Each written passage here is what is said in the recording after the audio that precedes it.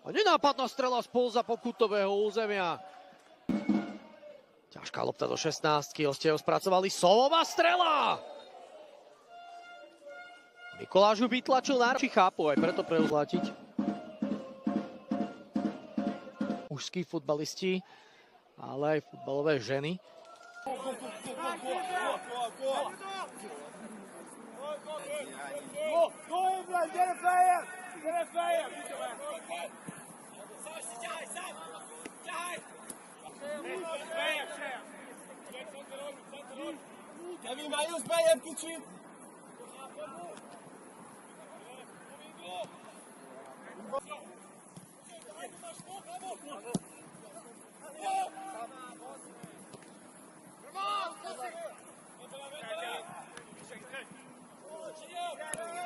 Aqui!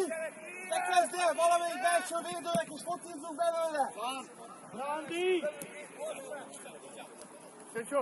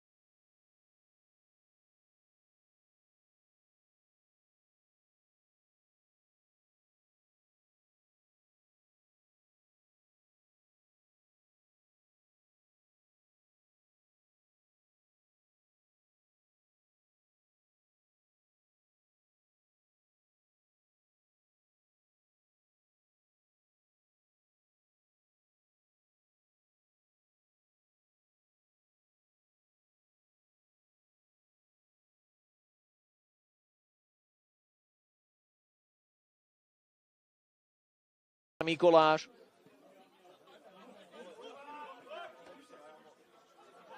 Borisa 3 metre od neho nenašiel.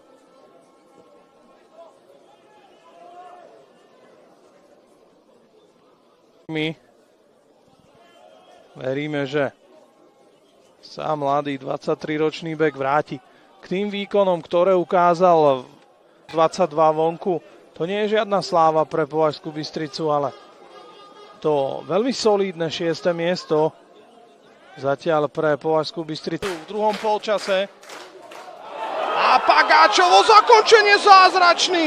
Zákrok Mikoláša, nemyslím si, že lopta bola za bránkovou čiarou, ale ešte bude niekto napomenutý. Pravdepodobne Slávik za to, ako vyčinil čiarovému rozhodcovi. Slávik je presvedčený o tom, že lopta bola za čiarou.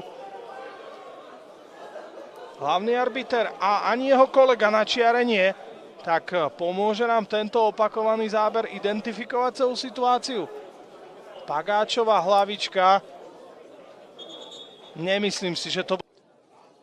No a predsa len štart do tejto sezóny, úvodné 2 kolá, tie neprijali výsledkovo ani Belasím a taktiež ani Dynamu. Oba celky majú zatiaľ na konci Petra Baču, alebo to môže byť aj Lukáčik. Bude to Lukáčik, jeho strela napriamo, tesne vedľa. Ďalšie varovanie pre Belasú defenzívu, že toto nemusí byť úplne jednoznačný na záležitosť dnes.